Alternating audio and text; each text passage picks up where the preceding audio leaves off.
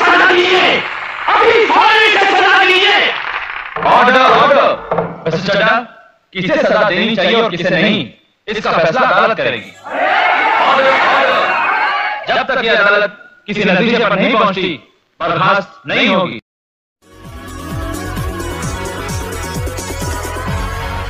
इंतजार की हद हो गई, अब तो अगली तारीख दे ही दी जाए। मिलॉर्ड, तारीख देने से पहले मैं कुछ अर्ज करना चाहूंगा। इजाजत है। पहली तारीख में यह कहा गया कि दामिनी पागल है, उसे पागलखाने भेज दिया, जहां उसे पागल बनाने की पूरी कोशिश की गई। दूसरी तारीख से पहले अस्पताल में पड़ी उर्मी का खून कर दिया गया और केस बना खुदकुशी का, जबकि इस अदालत में मैंने यह साबित कर दिया कि उर्मी ने खुदकुशी नहीं की, उसका खून हुआ है। और शेखर भी उस दिन सारे सच कहने ही वाला था कि चड्ढा साहब ने फिर से अपनी चाल चल दी, बीमारी का नाटक करके तारीख ले ली। नहीं तो उसी दिन मिलॉर्ड इस केस का फैसला हो जाता।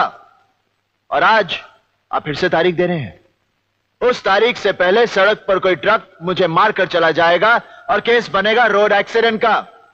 आप फिर से तारीख दे देंगे और उस तारीख से पहले दामिनी को पागल बनाकर पागलखाने में फेंक दिया जाएगा। और इस तरह ना तो कोई सच्चाई के लिए लड़ने वाला रहेगा, ना ही इंसाफ मांगने वाला। रह जाएगी तो सिर्फ तारीख। और यही होता रहा है मिलॉर्ड, तारीख पर तारीख, तारीख पर तारीख, तारीख पर तारीख, तारीख पर तारीख मिलती रही है, लेकिन इंसाफ नहीं मिला मिलॉर्ड, इंसाफ नहीं मिला। मिली है तो सिर्फ ये तारीख। कानून के दलालों ने तारीख को इंसाफ के खिलाफ एक हथियार की तरह इस्तेमाल किया है मिलॉर्ड। 2 तारीखों के बीच अदालत के बाहर ये कानून का धंधा करते हैं, धंधा, जहां गवाह तोड़े जाते हैं, खरीदे जाते हैं, मारे जाते हैं, और रह जाती है सिर्फ तारीख। लोग इंसाफ के लिए अपनी जमीन जायदाद बेचकर केस लड़ते हैं और ले जाते हैं तो सिर्फ तारीख। औरतों ने अपने गहने जेवर, यहां तक कि मंगलसूत्र तक बेचे हैं इंसाफ के लिए, और उन्हें भी मिली है तो सिर्फ तारीख। महीनों सालों चक्कर काटते काटते इस अदालत के कई फरियादी खुद बन जाते हैं तारीख, और उन्हें भी मिलती है तो सिर्फ तारीख। यह केस पूरे हिंदुस्तान के कमजोर और सताए हुए लोगों का है। आज उन सब की नजरें आप पर गड़ी हैं, आप पर, कि आप उन्हें क्या देते हैं, इंसाफ या तारीख। अगर आप उन्हें इंसाफ नहीं दे सकते तो बंद कीजिए यह तमाशा, उखाड़ फेंकिए इन कटघरों को, फाड़ दीजिए, जला दीजिए इन कानून की किताबों को, ताकि इंसाफ के ऐसे चक्कर में और लोग तबाह ना हो, बर्बाद ना हो।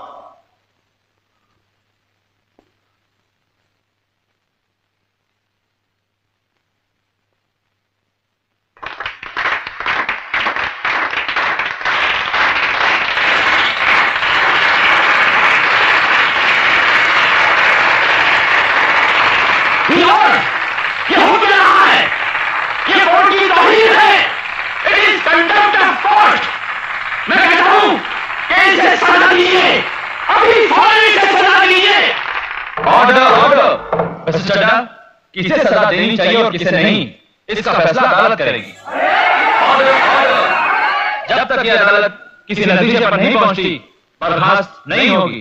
हेलो दोस्तों, जय भीम, नमो बुद्धाय। दोस्तों, आपको हमारी वीडियो कैसी लगी आप हमको कमेंट के माध्यम से बताइए। दोस्तों, हम इसी तरह से बाबा साहब और हमारे जितने भी सिंगर लोग हैं जो बाबा साहब के मिशन को आगे बढ़ा रहे हैं, हम उन्हीं के आधार पर ऐसे ऐसी शॉर्ट वीडियो बनाते रहते हैं। दोस्तों, आपको हमारी वीडियो कैसी लगी? जैसे कि आपने हमारी वीडियो को देखा, उसमें आपको हमारी वीडियो में क्या अच्छा लगा, आप हमको कमेंट सेक्शन के माध्यम से बताइए। और दोस्तों, हम बाबा साहब के मिशन को इसी तरह से आगे बढ़ाते रहेंगे। आप सभी साथियों ने देखा है कि जो हम वीडियो बनाते हैं उसमें जो हमारा जो बैकग्राउंड रहता है और साइडों में जो बाबा साहब की स्टैचू लगी होती है, उस पर कुछ लोग बोलते हैं कि आप बाबा साहब की ये स्टैचू क्यों लगाते हैं। तो हमको अपनी कमेंट के माध्यम से, जब वो हमको कमेंट करते हैं तो हम उनको कमेंट के माध्यम से जवाब देते हैं कि हमारा जो मेन लक्ष्य है कि हर घर में बाबा साहब को पहुंचाने का है। और हम जो बाबा साहब की जो स्टैचू अपनी मंच के माध्यम से आप लोगों को दिखाते हैं, उसका सिर्फ एक ही पर्पज है कि डॉक्टर बी आर अम्बेडकर की ही वजह से आज हम जो भी कार्य कर रहे हैं, चाहे वो किसी भी क्षेत्र में हो, यदि उसकी देन है तो डॉक्टर बी आर अम्बेडकर की देन है। आज बाबा साहब की बदौलत हम अच्छी अच्छी वीडियो बनाते हैं, अच्छे अच्छे गाने गाते हैं, अच्छे अच्छे मंचों पर जो हम लाइव वीडियो के माध्यम से लोगों को अपनी डांस प्रस्तुति के माध्यम से या सॉन्ग के माध्यम से जो हम लोगों को दर्शाते हैं, वहाँ पर हम सिर्फ और सिर्फ बाबा साहब का गुणगान करते हैं। जैसे कि आप सभी साथियों ने देखा है कि जो मेरा YouTube channel K R super dancer है, उस पर जितने भी सॉन्ग हैं सभी song doctor B R Ambedkar या बहन कुमारी मायावती या चंद्रशेखर के सॉन्ग हमारे यूट्यूब चैनल पर हैं। क्योंकि हमारा जो मेन लक्ष्य है अपने समाज को समझाने का है। समाज किसी भी तरह से समझे, चाहे पढ़ाई से समझे या सिंगिंग के माध्यम से समझे या खेलकूद के माध्यम से समझे, बस हमारा एक मेन यही उद्देश्य है कि किसी भी माध्यम से समाज में एक नई जागृति उत्पन्न हो, जिससे कि समाज में जो हमारे छोटे छोटे बच्चे हैं वो हमारे गाने को देखें और जो उस गाने में तर्ज है या उस गाने में जो कलियां हैं उसमें जो बाबा साहब के बारे में बताया जाता है, सभी बच्चे उन कलियों पर ध्यान देकर उन बातों को अपने जीवन में लागू करें। हम इसी पर्पज को लेकर बाबा साहब के सिद्धांत पर कार्य करते हैं। क्योंकि बाबा साहब doctor B R Ambedkar ji ने कहा है कि शिक्षा श्रेणी का वह दूध है जो जितना पिएगा उतना दहाड़ेगा।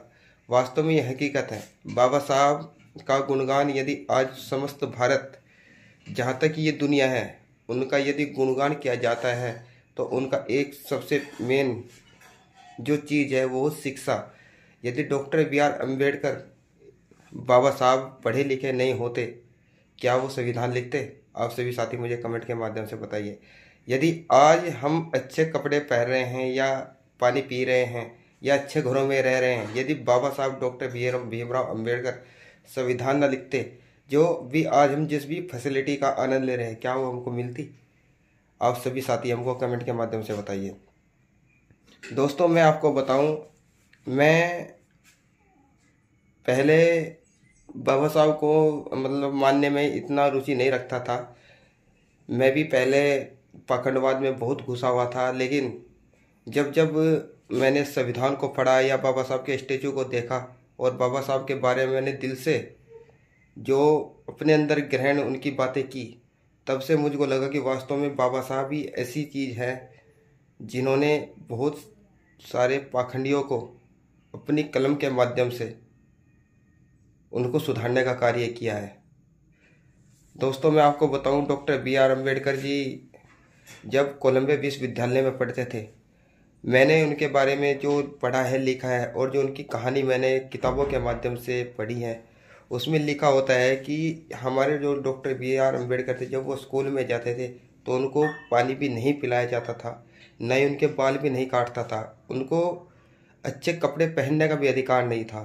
बाबा साहब के जीवन में जब ये चीज़ें हुई तो तब बाबा साहब सोचते थे कि यदि आज मेरे ऊपर ये चीज़ हो रही है, कल हमारे समाज के बच्चे भी स्कूल में जाएंगे और यदि उनको भी पानी ना पिलाया जाए या अच्छे कपड़े ना पहनाया जाए तो उनके साथ भी ऐसा हो सकता है।